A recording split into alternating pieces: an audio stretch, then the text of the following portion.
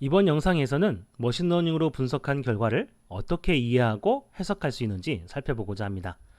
머신러닝 결과를 해석하기에 앞서 배워야 할 내용이 두 가지 있습니다. 그중 하나가 데이터 전처리 기법 중 하나인 값을 임의로 변형시키는 방법입니다. 이 기능은 이전에 살펴봤던 타이디버스 패키지에서 지원해주고 코드는 다음과 같습니다. 뮤테이트 함수가 변수의 값을 바꿔주거나 새로운 변수를 만들 수 있는 함수입니다. 함수 안쪽에 변수 이름을 입력하고 등호를 입력한 후 바꿔줄 값을 입력합니다. 안쪽 지름이라는 변수가 테스트 데이터에 있다면 기존의 변수 값을 바꿔주게 되고요. 테스트 데이터에 안쪽 지름이라는 변수가 없다면 안쪽 지름이라는 새로운 변수를 만들어줍니다. 바꿔주거나 새로 만들 변수가 더 있으면 콤마를 찍고 추가할 수 있습니다. 앞의 영상에서 모델로 새로운 데이터를 예측하는 방법을 배웠습니다. 이 함수와 뮤테이트 함수를 합쳐볼게요. 파이프 연산자를 입력한 후 뮤테이트 함수를 사용합니다. 예측값이라는 새로운 변수 이름을 입력한 후 프리딕트 함수를 씁니다. 모델이 예측한 값을 예측값이라는 변수에 저장하라는 뜻입니다. 여기서 테스트를 하는 새로운 데이터 대신 점을 찍었습니다. 이 점은 파이프 연산자 앞에 있는 데이터를 의미합니다. 그러니까 원래 테스트 데이터에서 안쪽 지름과 바깥쪽 지름을 바꿔준 그 데이터를 가리키는 거죠. 결국 이 코드는 해야 할 일들을 파이프 연산자를 이용하여 순서대로 나열한 것입니다. 이 코드를 실행시키기 전 테스트 데이터는 다음과 같습니다. 여기서 위 코드를 실행시키면 이와 같이 바뀝니다. 안쪽 지름과 바깥쪽 지름의 값이 동일한 값으로 바뀌었죠. 그리고 맨 뒤에 보면 예측값이라는 변수가 새로 생겼습니다. 여기서 성능이라는 변수는 서로 다른 값을 가진 안쪽 지름부터 늘어난 길이까지의 독립변인에 따른 실제 실험 결과를 나타냅니다. 그리고 예측값은 안쪽 지름과 바깥쪽 지름을 임의로 바꿨을 때 그 값을 바탕으로 학습한 모델이 예측한 값입니다. 내가 바꿔준 데이터가 새로운 데이터가 되는 셈이죠. 여기에는 검증된 모델의 경우 새로운 데이터의 결과도 잘 예측해 줄 거라는 믿음이 깔려 있습니다. 그 새로운 데이터를 내가 임의로 바꿀 수 있고 이를 잘 활용하면 변인이 통제된 상태에서 하나의 조작 변인이 종속 변인에 어떤 영향을 미치는지 확인할 수 있습니다. 이 부분은 다른 사이트나 어떤 머신러닝 강좌에서도 들을 수 없는 저만의 독특한 노하우입니다. 이에 대해서는 다음 영상에서 한 번 더 자세히 설명하도록 하겠습니다. 이번에는 시각화 코드를 살펴볼게요. 간단한 시각화도 타이디버스 패키지로 사용할 수 있습니다. 사실은 타이디버스와 함께 로딩되는 ggplot2라는 패키지에서 지원해줍니다. 그러다 보니 라이브러리 타이디버스를 실행하면 굳이 라이브러리 ggplot2를 실행시키지 않아도 됩니다. 데이터의 시각화는 크게 두 가지로 구성됩니다. 맨 먼저 시각화할 그래프의 틀을 만듭니다. 그 후에 점을 찍든 선을 그리든 막대를 그리든 해서 그래프를 완성합니다. 그래프의 틀은 ggplot이라는 함수를 이용하여 설정할 수 있습니다. 구체적으로는 AES라는 파라미터를 이용합니다. 에스테틱, 미학적이라는 영단어 알파벳을 쓴 것인데요. 그래프의 축이나 그룹 등을 지정할 수 있습니다. 이것이 어떻게 미적인 요소를 좌우할 수 있는지는 나중에 다른 강좌에서 자세히 설명하고요. 여기에서는 가장 기초적인 수준으로 X축과 Y축의 변수만 지정했습니다. 여기까지는 그래프의 틀만 만들어준 것이고요. 여기에 점을 찍으려면 다음과 같은 코드를 추가해야 합니다.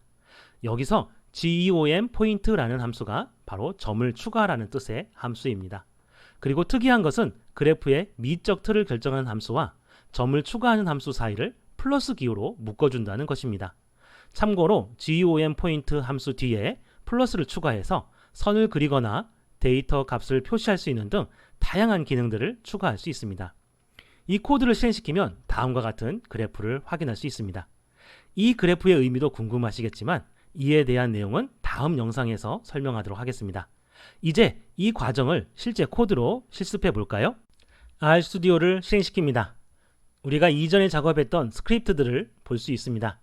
그 중에 예전에 작업했던 스크립트 창을 닫을게요. 이걸 닫는다고 해서 코드가 사라지는 것은 아닙니다. 오른쪽 중간에 보면은 파일스라는 탭이 있고요. 여기 보면 이전에 작업했던 스크립트들을 확인할 수 있습니다. 언제든지 클릭해서 재소환할 수 있습니다. 맨 마지막 스크립트만 남겨두고요. 컨트롤 A를 눌러서 모두 선택한 후 컨트롤 C로 복사합니다. 새로운 스크립트를 만들어서 컨트롤 V 모두 붙여넣습니다. 우리가 사용할 패키지는 캐럿하고 타이디버스 이 두 가지를 사용할 거지만 전체를 다 실행시키는 습관이 필요합니다. 그래야 밑에 코드들이 에러가 안 날 수 있어요. 우리가 작업한 순서를 한 번 더 복습해보면 엑셀 데이터 불러와서 결측치를 제거하는 전처리 과정을 거친 후 트레인 데이터와 테스트 데이터로 나눴습니다. 그리고 트레인 데이터로 모델을 만들고 테스트 데이터로 예측한 후 성능을 평가했죠. 오늘은 여기에다가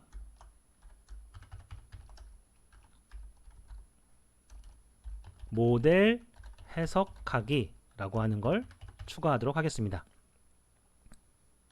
먼저 썸머리 함수를 이용해서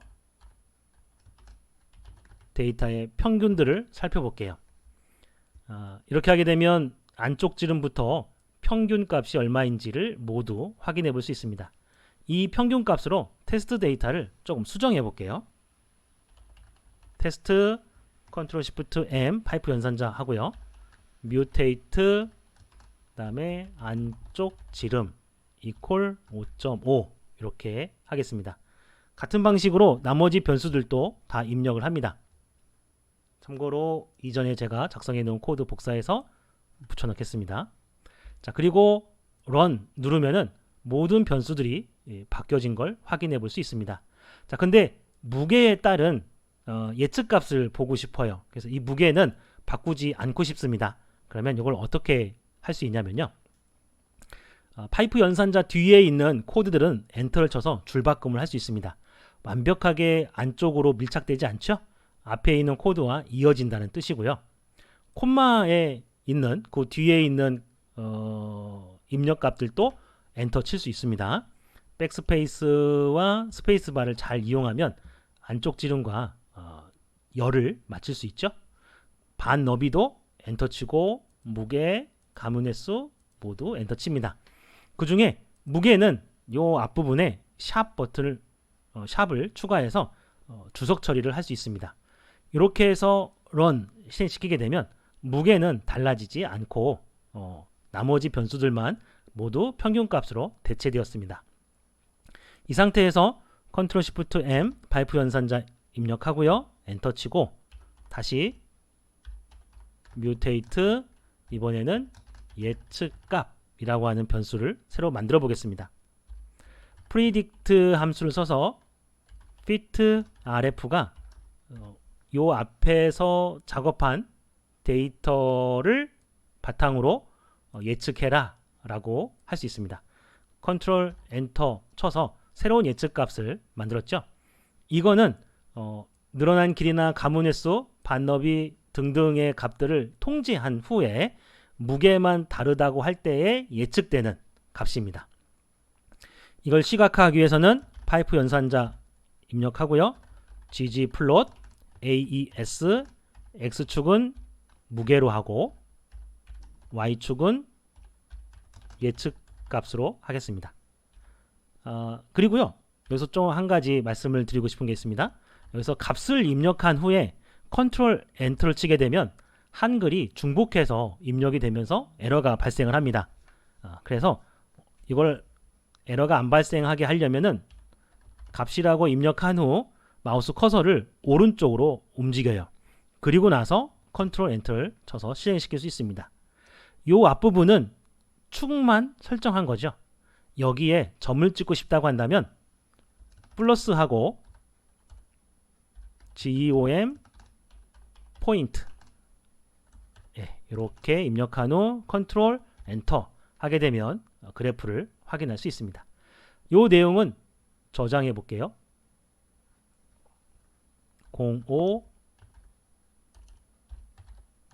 모델 해석하기 세이브 하고요. 이상으로 실습 과정을 마쳤고 이에 대한 자세한 설명은 다음 영상에서 또 설명드리도록 하겠습니다. 감사합니다.